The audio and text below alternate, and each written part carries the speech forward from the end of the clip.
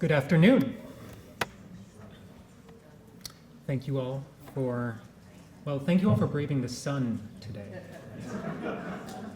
My name is David Schneller. I'm assistant professor of ancient art in the Department of Art History at UCLA and a member of the faculty advisory board of the UCLA Stavros Niarchos Foundation Center for the Study of Hellenic Culture. On behalf of our center, I would like to welcome you all to today's event, the second of three we are holding in collaboration with the Getty Villa.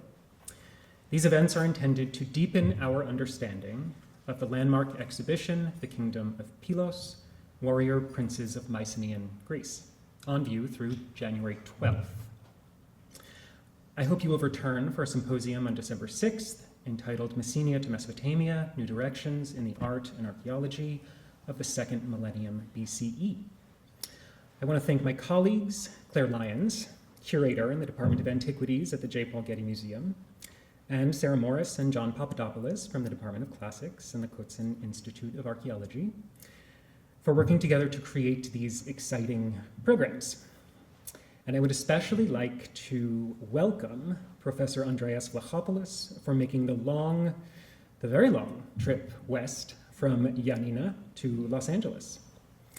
Many chairs, programs, and departments have worked together to make this series of events possible. The Peter J. and Caroline B. Caloyeras Endowment for the Arts, the George P. Kolovos Family Centennial Term Chair in Hellenic Studies, the Joan Palevsky Chair of Classics, Gefida, the Division of Humanities, UCLA Global Antiquity, the Departments of Art History, Classics, Near Eastern Languages and Cultures, and the David C. Copley Center for the Study of Costume Design. Finally, and very importantly, please let me thank the staff of the UCLA SNF Hellenic Center, Kathy Sanchez, Nikki Aronakis, Louis Rodriguez-Perez, and Zoe French, who have done an outstanding job organizing today's program. And now, I'd like to invite Dr. Claire Lyons, curator of the Kingdoms of Pylos, Warrior Princes of Mycenaean Greece, to offer a few remarks on behalf of the Getty. Thank you.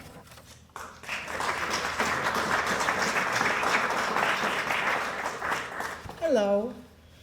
On behalf of the Getty Museum, it's my pleasure to welcome you to this afternoon's lecture.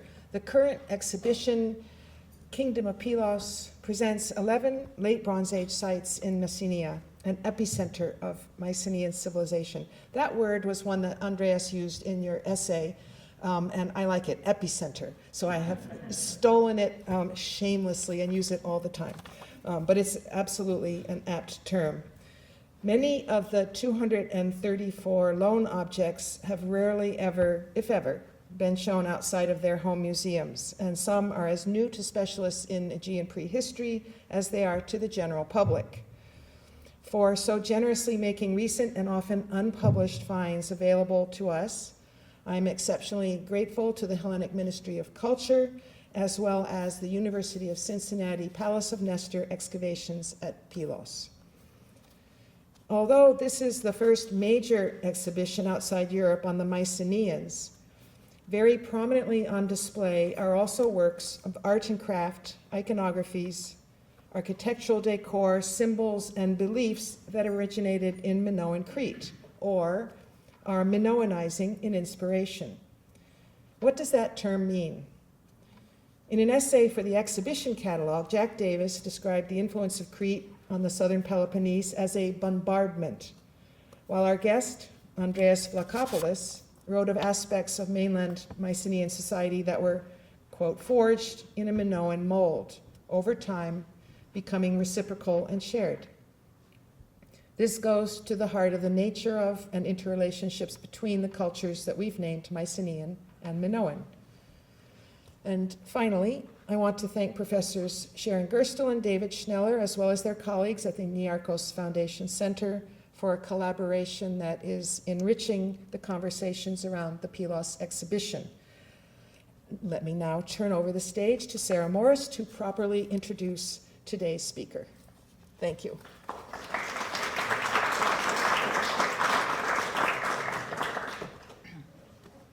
Good afternoon, and I'd like to echo what they've just said by thanking you for coming to hear a lecture that I promise you will be an education of its own. I'm really pleased, it's a supreme pleasure, to introduce a friend and colleague of many years, Andreas Vlachopoulos, professor of prehistoric archaeology at the University of Ioannina in northwest Greece. And if you don't know Pylos in northwest Greece, it's time to learn more about it. But you will hear about his many specializations in various areas of Greece. This is not his first visit to LA. He's lectured for us in the past, including at the Getty Villa. His appearance here this time is highly welcome, both as an archaeologist who actually participated in excavating some of the richest Mycenaean burials in Messenia. And if you have not admired the contents of the tomb or tombs at Rutsi, Mycenaean, and especially the crown, he was present at the time as a student of the late Yorgos Korres. He's also a contributor to the catalog of the Pylos exhibit on today's important topic, the relationship between Messenia and Crete. Andreas has distinguished himself ever since his student days at the University of Athens, specializing in research on the prehistory of 3 Aegean islands, in fact, islands where I share a passion for research myself. First, as a student of Christos Doumas, he has long worked with the excavations at Akrotiri on Thera, or Santorini, as it's known today, especially in the study of wall paintings, topic of my own first article on Bronze Age Greece. He is author and editor of important conferences on Aegean wall painting and iconography. Paintbrushes is the title of one of them, published in 2013. And he's also responsible for the final publication and restoration on site of the paintings from Zesti III at Akrotiri, sorry. His dissertation analyzed an important corpus of late Bronze Age, that is LH3C, for you sherd nerds out there, pottery, from the prehistoric cemetery at Grotta on Knossos. This is located actually in the confines of the modern town, the modern harbor town, an island where I also have had part of my own research in the past. So this makes him a ceramic specialist as well as one of wall paintings, and a third volume on the Grotta settlement material is underway. Last but not least, number 3, since 2011, he directs an excavation of the prehistoric settlement at Vathi on Astypalia, a settlement that begins in the 4th millennium and goes all the way through, with interruptions, the medieval period. I was pleased to be able to attend the book launch in Athens for the publication of the 2nd volume of the Vathi project. The first one came out in 2023, last March, which was a packed event celebrating one of the most impressive projects of interdisciplinary archaeological research in Greece, and a credit to its director and editor. So we all our hats are always off to archaeologists who not only make important discoveries, but also publish them together with a large team, as with this wonderful exhibit. Last but not least, Andreas has co-edited a series of wonderful volumes in both English and Greek. They're veritable encyclopedias of archaeology in Greece, devoted to different regions, the islands, the north, the Peloponnese, and I appreciate them beyond measure. You should all enjoy them. And they are in fact published by the Getty's partner for the Pylos catalog, Melissa Press in Athens.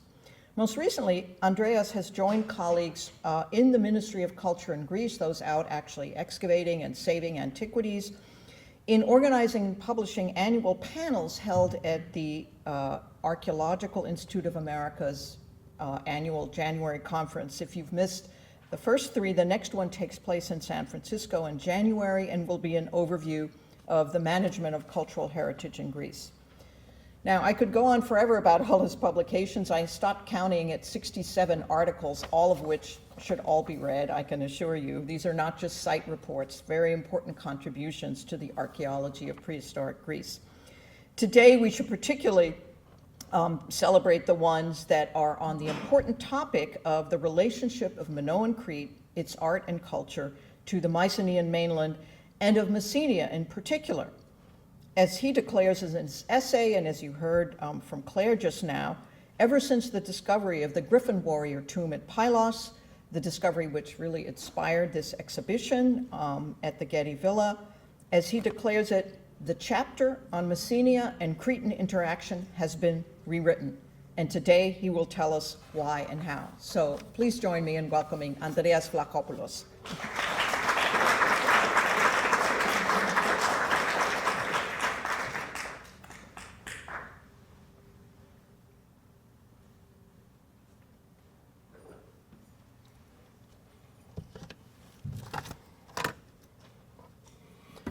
David, Claire, Sarah, thank you very much for introducing me to your colleagues and friends, and thank you all for being here this afternoon.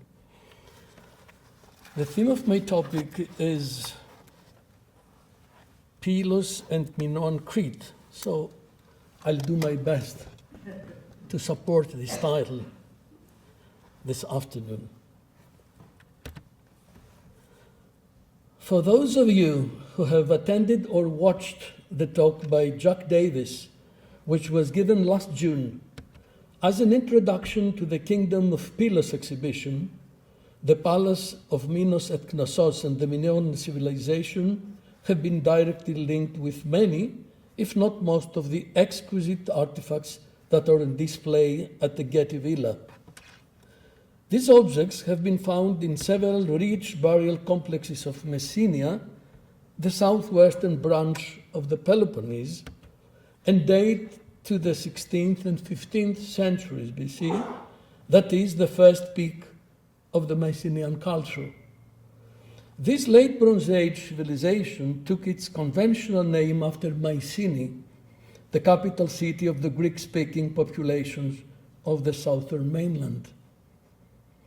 Despite its notable homogeneity, the Mycenaean civilization was in fact an amalgam of local Helladic developments, few northern influences from the Balkans and Central Europe, and many more of its formative elements coming from Crete, or at least inspired from the Minoan culture and copied in the Peloponnese, Attica, and Central Greece, where the major early kingdoms of the Mycenaeans are located. It is not known whether and under which historical circumstances the Mycenaeans and the Minoans met, nor how the former acquired so much gold that many of the valuable objects that furnished the shaft graves of Mycenae echo at that degree the art of the latter.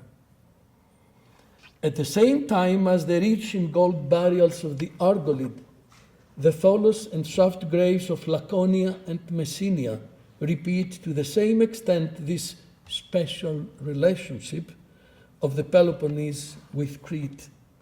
It is clear also that in addition to imitating or importing objects of prestige, the warrior princes of the mainland share elements of religion, symbolism, and palace ideology with the Cretan rulers, and especially the rulers of Knossos. The bipolar scheme of mainland Greece and Minoan Crete defines the two geographical and cultural axes that interests us mostly. But this model would be archaeologically and historically incomplete if we did not also consider the Aegean islands, and particularly the Cyclades. The Cycladic Polynesia, which covers the central Aegean, played an important role in the formation of the Aegean civilization, and so their key geographical position could not leave these islands out of any economical and historical development of the middle second millennium BC. Kea is close to Attica, and with the rich copper and silver deposits of Lavrio nearby. Milos is at visible distance from the coast of Laconia, and the distance of Thera, today's Santorini, to Crete is covered by the Akrotiri fleet within a day during the daylight. The northern shores of Crete lie a mere of 180 kilometers from Messenia and even fewer from Laconia. Between the Peloponnese and Crete, where the Ionian and Aegean seas mingle, are a cluster of islands, Kythera, Antikythera, and another 15 smaller islands and dry islets that act as stations of navigation by sight, providing safe harbor and the opportunity for profit for seafaring vessels. These natural stepping stones became catalysts for the Cretan influences in the southern Peloponnese.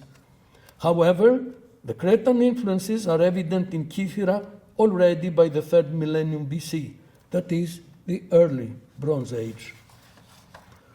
Although rare, the initial signs of contact between the southern Peloponnese and Crete, imported mainland sauce boats for instance, started just as early and suggest some degree of reciprocal exchange, tempering the previously accepted picture of unilateral Cretan influence. After all, from a broader perspective of the Aegean, the Peloponnese is also an island, as its name implies. In addition to their short distance, the coastal areas of the southern Peloponnese and its hinterland share the same mild climate of Crete, and these serene and fertile Mediterranean lands are equally lush with olives and vineyards. The olive tree-covered hill of Ano Englianos, on which the so-called Palace of Nestor came to light, was the epicenter of Mycenaean settlement systems in terms of topography, natural environment, and commanding location for surveilling the sea. It shares interesting characteristics with Knossos. Both sites are inland, rising out of the surmounting rich, productive land, and enjoy privileged views of the coastal horizon. Opposite Knossos is the island of Dia, and opposite Pylos is Factyria, both islets protecting the coastline of the palatial territories. At the dawn of the 2nd millennium, around 1900 BC, Crete saw the foundation of its first palaces. In the Pelea region, despite the fact that the Middle Helladic settlements, such as Malthi, had no palatial characteristics, the corresponding period from 2000 to 1700 BC is characterized not by palaces, but by imposing tumuli, which became the dominant burial custom. Visible from afar, these mainland-type monuments were common in Western Greece, but most common in Messenia, with evidence for at least 25 sites with tumuli in the wider area of Pylos alone. The tumuli are burial grounds of families and clans, which were formed near villages, settlements, and buildings for agricultural production and exploitation. The significance of tumuli of Messenia is peculiar, since their number denotes tribal kinship during those years in the region and verifies the autochthony of the inhabitants. There are clear links in the chain of small social groups, but also of remarkable synchronization and succession. At Castrulia, near Anthia, two tumuli dating to 1800 BC, that is Middle Helladic I, yielded small bronze double axis and Minoan or Minoanizing ceramics, evidence for contacts with Crete that raises the question of whether these ties reflect economic exchange, ideological and religious influence, or the physical presence of Cretans in Messenia.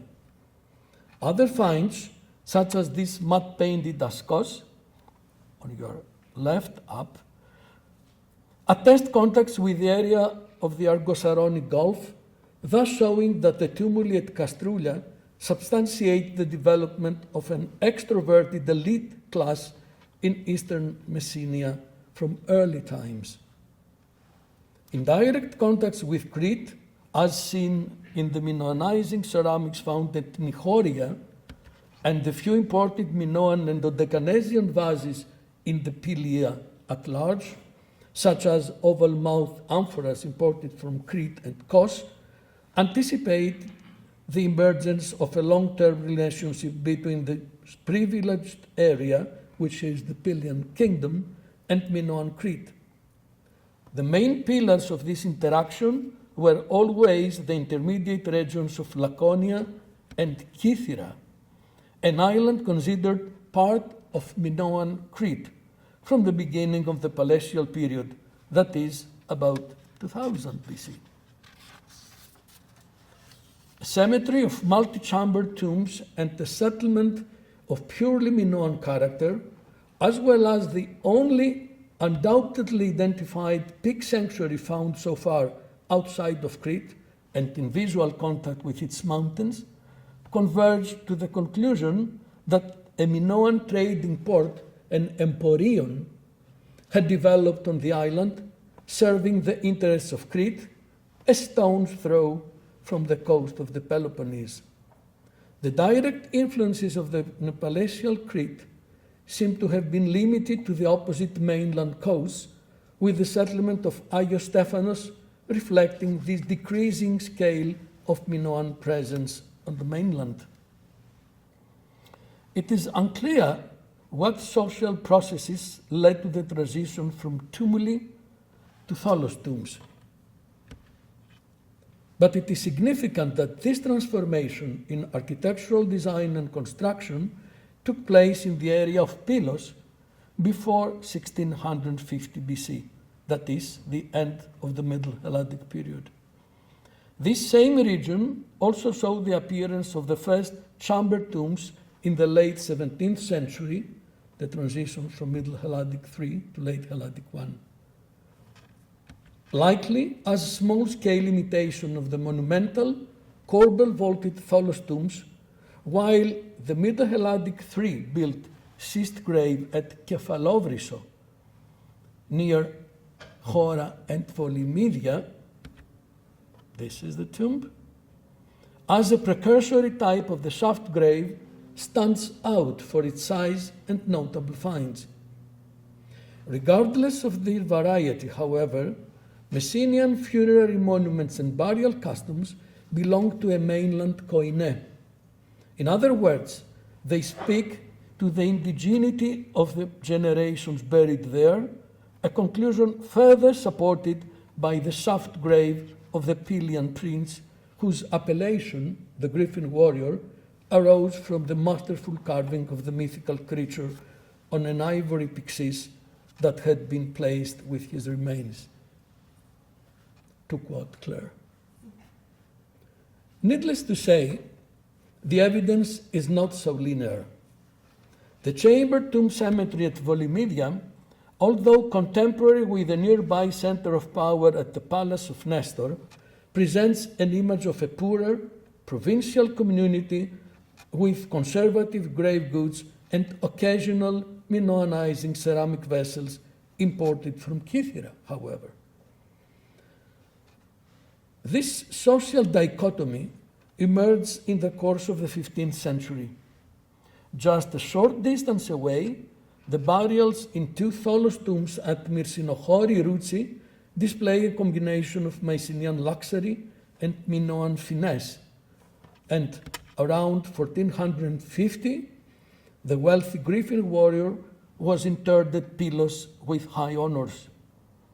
The large number of prestige items and the degree of Minoan influence in both assemblages was something more than merely a fad or an impulse to flaunt sophisticated goods and refined tastes on the part of the wealthy aristocratic families, who in the 16th and 15th century BC dominated Messenia politically and economically. I quote Davis and Stoker. The emergence of the tholos tombs at the end of the Middle Bronze Age as an innovative form of burial in Messenia earlier than elsewhere on the Greek mainland reflected an increased emphasis on the display of wealth and power in the mortuary arena.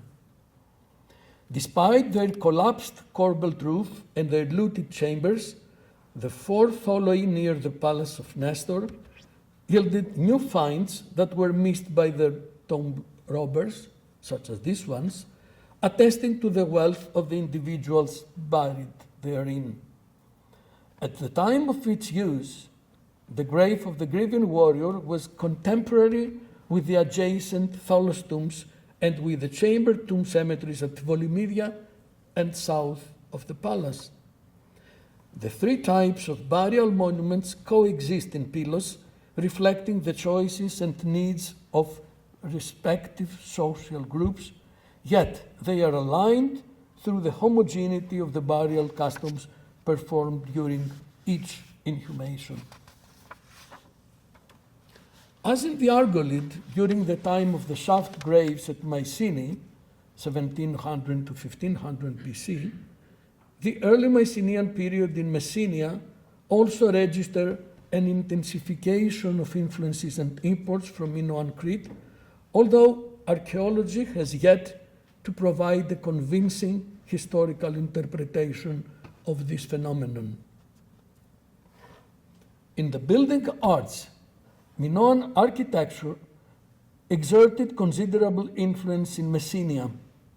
This is primarily seen in the use of Minoan-style ashlar masonry, this means large dressed stone blocks, in construction and in the presence of Minoan masons' marks inscribed on a few blocks of palatial complexes and tombs. The earliest evidence for ashlar masonry comes from beneath the palace complex at Pylos, on your right. A mason's marks in the form of a double axe was incised on one block of inner wall beneath the later archive suite. Two other marks, a branch and a double axe, were later carved on the facade of Tholos Tomb 1 at Peristeria, dated to circa 1450. No inscriptions in Minoan linear A script have been found in Messenia so far. It has been proposed that linear A is documented in neighboring Laconia at Stephanos, but the signs are ambiguous and are not in context. An inscribed stone ladle from the peak sanctuary above the Minoan Emporion of Castrion Kythera can tentatively be read as Damate, thus possibly related to the mother goddess of Minoan Crete. The inscription is associated with open-air cult activity, while the linear A tablets found at Akrotiri Thera are associated with economic transactions, reflecting the two fields of application of this script. It is possible that Messenia developed neither one nor the other need, being a passive or indirect recipient of the Minoan system of administration, perhaps through the invitation of itinerant ashlar masons and other craftspeople. Part of the answer must lie in the different language spoken by the two people, of course. Monumental painting was an art form fully developed in the palaces of Minoan Crete, and it is unsurprising that the oldest murals in the palatial centers of mainland Greece are of the type known at the Palace of Knossos. The presence at Pylos of fragments in good mid-Helladic III and late Helladic I deposits excavated recently for the foundation of support pillars for the new roof over the palace confirm, I quote Emily Aegean, that the tradition of wall painting predated LH2A on the mainland and suggest that its origins may have been contemporary with, rather than subsequent to, the rise of neopalatial painting on Crete and the Cycladic islands. The documentation of wall-painted mansions on the hill of Englianos already in the 16th century is of outstanding historical importance for the later palatial center. The Laconian Menelaion of the late 15th century LH2 period was decorated with painted plaster in 2 and 3 colors, but now Englianos presents clear evidence that wall painting was practiced much earlier in the Peloponnese, displaying mature technology and iconography as well.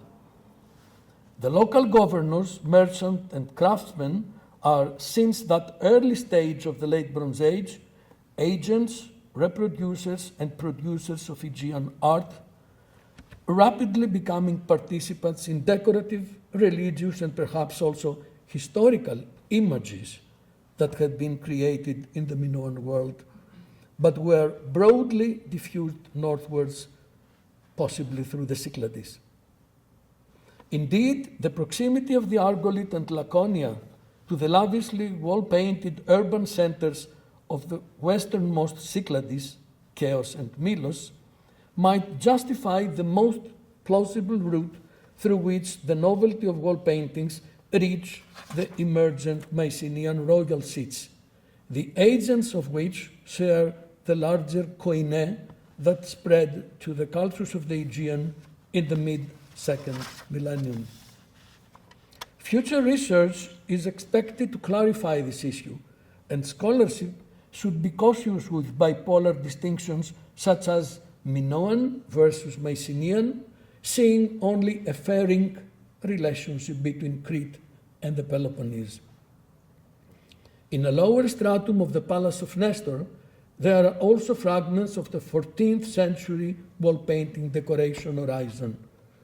Some of the recovered LH3A fragments reveal Cycladic features that have marked parallels with subjects and motifs from Akrotiri, Brekoulaki comments, focusing on two helmeted heads rendered in minute detail and on the female head of a goddess, both on blue ground. Unsurprisingly, Marbelang had observed close affinities with Cretan prototypes among these fragments, such as the Pylian scene of bull leaping, an aristocratic sport that was most probably practiced in palatial milieu and was linked to Minoan ideology.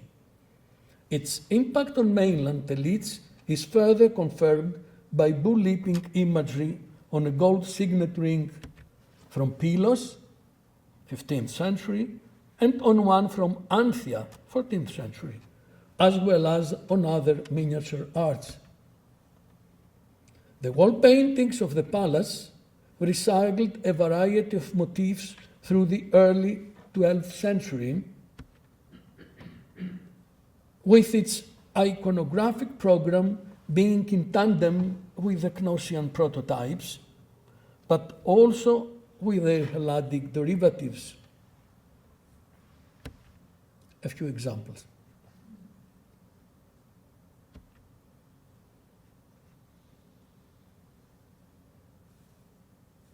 The Palace of Nestor was not the only center of power in the region, although it would emerge as the sole palatial center in Messenia.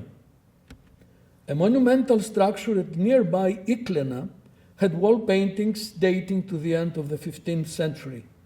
Together with those from the palaces of Pylos and Agios Vasilios in Laconia, dated to the 14th century, the decorative programs formulate a Minoan and Cycladic-influenced early palatial iconography for the Southern Peloponnese. An offering table painted in fresco with an image of an octopus from Tholos tomb II at Myrsinochori, Rouchi, is an object of ritual use, and it associates Messenian funerary rites with some Minoan religious elements in the sphere of religion. A pair of Minoan lead figurines of worshippers from the 15th century Tholos tomb at Campos Avia and a few terracotta figurines of types usual in peak sanctuaries, which were excavated at Peristeria, Anthea, and Pylos, suggest connections with the official cult of Crete as well. Such artifacts at least hint at the existence of a shared religious iconography between the Mycenaeans and the Minoans.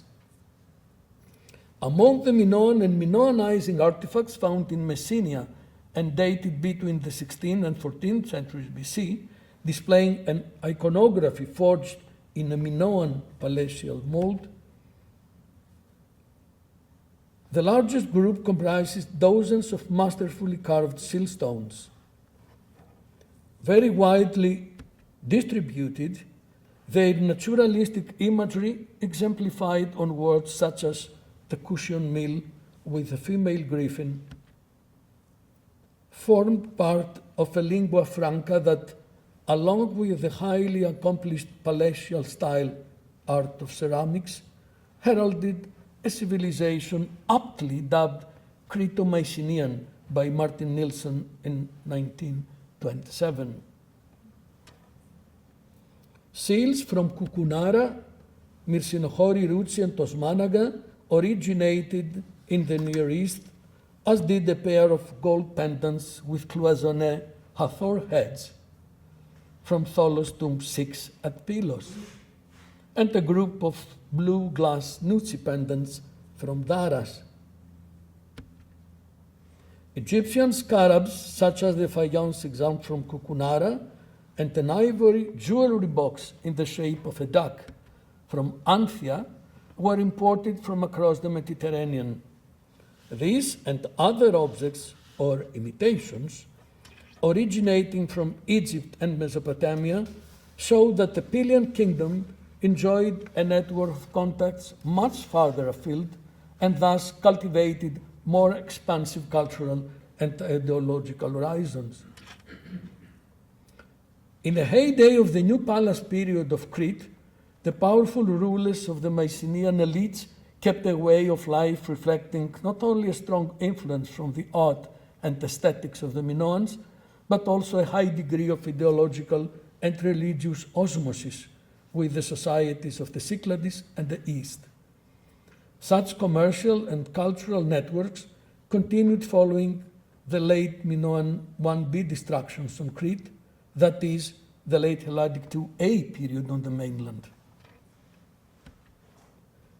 If there was indeed a Mycenaean political domination of Knossos at that time, and the Aegean dynasty seized the power of the palace, this not only did not stop these interactions, but resulted to extensive reborrowings, antidania, from the Mycenaean lords to Crete. In those ambivalent times between splendor and demise, in an environment of instability and power, mobility and new political conditions, lives our handsome young prince. His exquisitely furnished burial did not contain any ceramic vessel, but his grave was sealed by fragments of pottery that can be dated with precision to the last phase of late Helladic 2a, that is, to circa 1450 BC. So, any of its numerous burial finds dates with terminus ante quem to this date, and the warrior griffin shaft grave constitute a rare context for the mid-second millennium Aegean arts and crafts. Among the possessions interred with the griffin warrior are 4 gold signet rings, the iconography of which reveals strong ties with Minoan ritual. Contrary to contemporary evidence from Crete and Thera, the signet rings and seals found on the mainland were apparently not used to seal administrative and financial documents before the 13th century, according to current scholarship. Although the practice is not archaeologically documented, the great number of signet rings in the Peloponnese may imply a familiarity at least with the validating mechanism of palatial economy. The number of the gold signet rings found in the Pylia region, their dispersion in the rich cemeteries of a large area, and the variety of their representations are offered for a short commentary. Their find spots form a zigzag line uniting Kakovatos in Triphylia, Pylos, and Anthea in the Pamissos Valley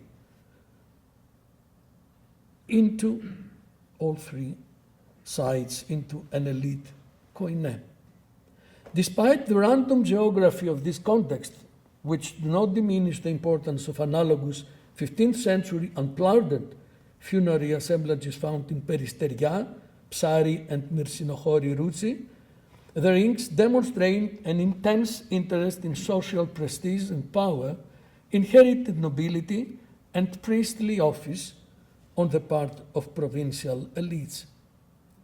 Kakóvatos, on the Ionian shore, perhaps the Triphilian Pylos mentioned in ancient sources such as Strabo, is an early Mycenaean center that borders and in some respect resembles Pylos on the Anglianos ridge.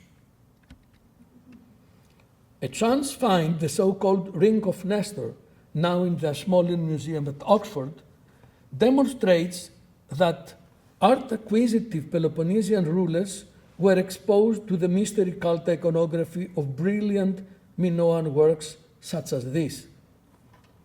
Embellished with more figures than any other known ring, the image from the bezel depicts the metaphysical tree of life around which men and women perform rituals under the protective gaze of a scorpion.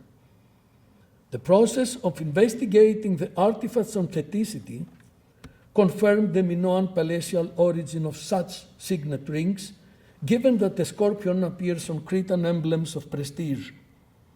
Moreover, this unique scene supports the idea that the other 8 rings, dating to the period 15,000 to 1350 from Messenia, represent narratives, while the exceptional variety of iconographical motifs found on the 4 rings from the grave of the griffin warrior further proves its authenticity. From the wealthy Tholos tomb 1 at Peristeria, an emblematic early Mycenaean seat of power at the northern borders of Homeric Pylos, excavated by Marinatos and Kores, comes a gold sheet embossed with an image of men and youth in procession, which adopts a Minoan iconographical model, certainly deriving from that of the famous stone harvester vase from Aegean Triada in Crete. The delicate object bore a representation of 7 male figures, each with similar features but of different scales, that faced left gesturing forcefully in a processional arrangement of some performative action, which takes place in a rocky landscape of the standard Aegean iconography. Its representation challenges us to discuss anew the influence of Crete and of the Cyclades on the physiognomy of early Mycenaean art and culture in southern Peloponnese. The singularity of this exceptional artifact reflects the impact that miniature narratives decorating luxury objects doubtless had on elite of the local societies. Likewise, the other gold funerary ornaments found in Peristeria, depicting motifs such as swallows, owls, roses, ivy spirals, rosettes, and bees or dragonflies, echo all the contemporary representation arts of wall painting, especially that of Thera,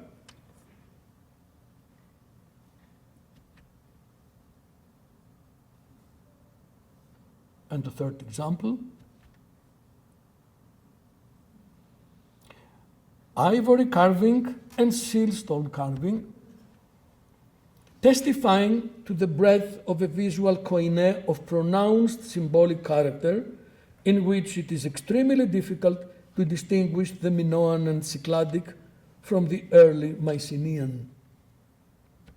Some of the sealstones from the grave of the griffin warrior, with their secure chronological context, further enhance the intra-Aegean dissemination of such standardized pictorial cycles. A similar conclusion can be drawn from the exquisite grave goods at Myrsinochori Routsi, for example, the pair of daggers inlaid with gold and silver motifs, and the ivory comb carved with an aquatic landscape. Some of the portable orientalia from the Pylos grave assemblages, on the other hand, present cultural affinities with Aegean wall paintings, pointing to a certain degree of religious syncretism.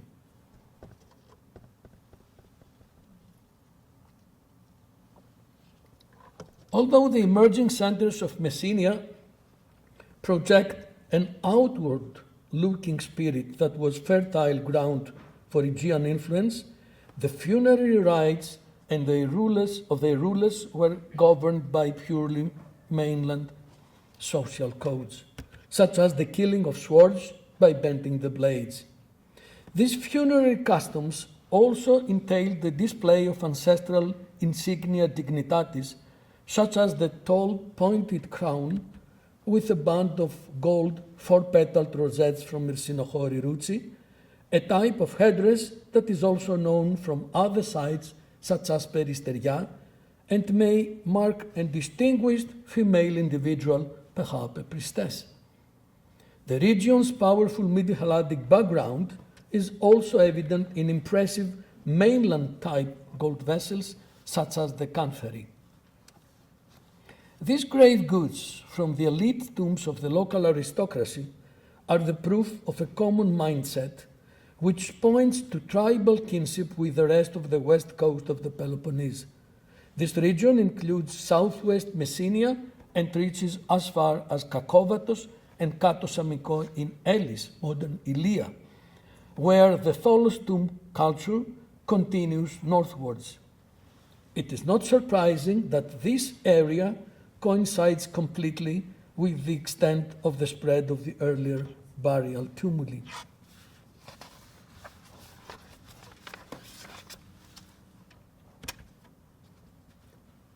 Ceramics register the social and aesthetic pulse of Aegean cultures during the second millennium.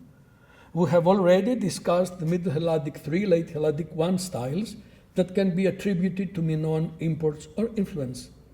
Let's look again at 15th century Kakouvatos as a didactic case of the subject we are examining. Recent interdisciplinary research by Huber, Kordadzaki, Kyriadzi, and Mommsen showed that the pottery from the Tholos tombs of Kakouvatos, as well as from the nearby Acropolis, represents a wide range of regional and interregional connections of this early Mycenaean cosmopolitan site. The inhabitants had access to luxuria exotica, such as amber imported from the Baltic coast through the Adriatic Sea, and also to ceramic goods of broadly local production, but also to a range of others from neighboring areas and several distant regions of the Aegean, such as Crete, Aegina, Kythera, and the Dodecanese, as we saw above. The fact that the main corpus of Cretan oval-mouthed amphorae was found in early Mycenaean grave contexts, most of them in Messenia, suggests a special trade relationship of the southwest Peloponnese with Crete. The successful replication of late Minoan 1b palace-style decoration in 15th century Messenia might be the handiwork of itinerant Cretan potters. Still, the majority of these impressive jars seem to originate in neighboring centers of the western and eastern Peloponnese or even Kythera. In no way a Minoanization of the southwest Peloponnese. The style nonetheless reflects a certain degree of influence evident in the processes of cultural syncretism and ideological osmosis. Other categories of artifacts from Crete, such as stone vessels and lamps, and probably also swords, were emblems of prestige and social status, and no further interpretation is required to justify their importation. Despite its legendary fertility, Messenia does not possess any other raw materials that would have drawn the attention of Minoan palatial artists who exploited the colored Rosso Antico marble and green lapis lacedaemonius, a type of porphyry available in neighboring Laconia.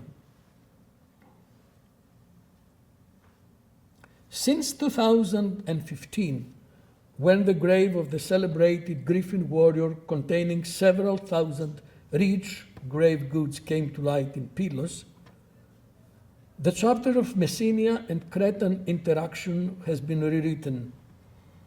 The local ruler of Pylos, in the period 1500 to 1450 was perhaps a Mycenaean Wanax, and his familiarity with the aesthetics and symbols of the Minoan cosmos likely arose from exposure to the profusion of images in a palatial ambiance, perhaps from his education in Knossos.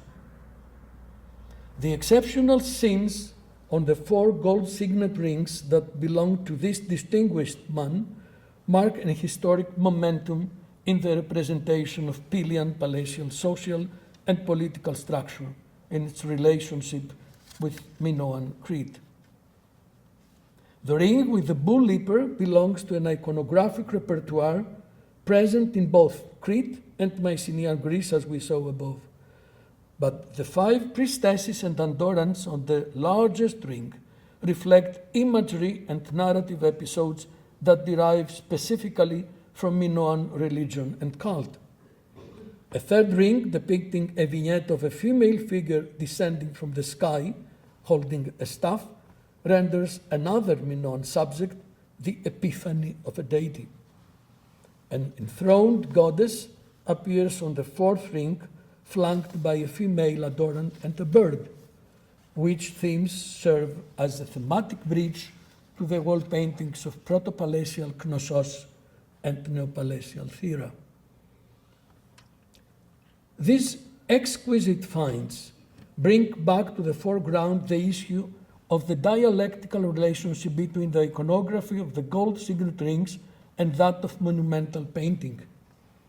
Recent research on the so-called Ring of Minos and the so-called Ring of Nestor have recognized strong syntactic and narrative components that reinforce the convergence of 2 opposed representational arts, the most miniature and colorless, and the most monumental and colorful. The pictorial program of the late Cycladic 1 building Xesti 3 at Akrotiri not only bolsters the authenticity of both rings through the pictorial units they have in common, but also and mainly promotes the understanding of the narrative structure of the ritual performances depicted. These rings have spectacularly enriched the versions of the known motifs, the narrative tissue of the actions performed, and our knowledge of techniques current in the Neopalatial period. Likewise helpful were some artifacts in other materials and in intermediate scale, such as the ivory pyxis from Mochlos in East Crete. Invaluable in determining these ritual scenes is also the contribution of the gold signet rings found in the Griffin warrior's grave, thanks to which we realize that a relationship between Pylos and Minoan Crete was more intense than previously suspected, to quote Davis and Stoker again. The time span of 120-150 years, which has the late Cycladic 1 settlement at Akrotiri as starting point, includes late Minoan 1b Mochlos and traverses late Helladic 2a Messenia, with the earliest monumental Tholos tomb A at Kakovatos, and slightly later the Griffin warriors' graves at Pylos. Although this is a period which there were major upheavals, such as the eruption of the Thera volcano and the destruction of the new palaces, it embraces a homogeneous koine in Aegean iconography, in which the boundaries between Minoan, Cycladic, and Mycenaean are often fuzzy.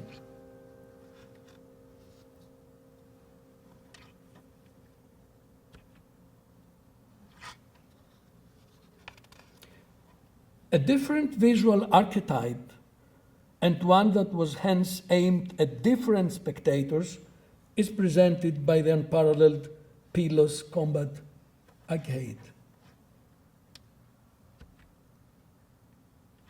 Just my last example for this koine iconography.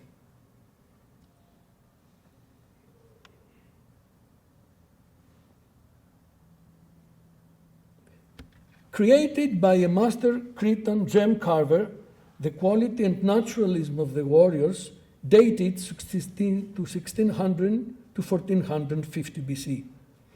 The sea stone can be read as a standard depiction of a triumphant duel in which the heroically nude victor is elevated to the stature of a mythical hero without reference to Minoan Cretans or Mycenaean Greeks. As such, it offers an ideal epilogue to this talk precisely because within the two palatial cultures, potent, emblematic images like this converged, echoing the largely shared operational system of their societies and rulers. Thank you very much for your attention.